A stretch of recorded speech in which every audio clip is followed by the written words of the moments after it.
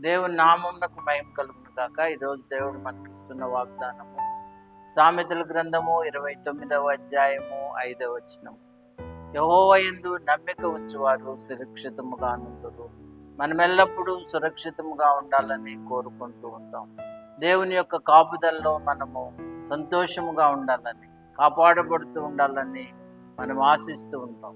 అయితే మనం దేవుని యొక్క కృప పొందుకొని సురక్షితంగా ఉండాలంటే దేవుని వాక్యము యెహోవా యందు భయభక్తులు కలిగి ఉండాలని సెలవిస్తూ ఉంది.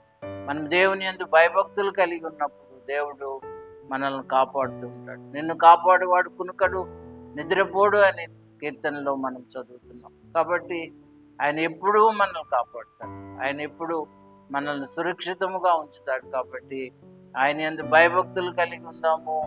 ఆయన కాపుదల్లో భద్రపరచబడతాం. దేవుడు మనల్ని కాపాడును గాక. ఆమేన్.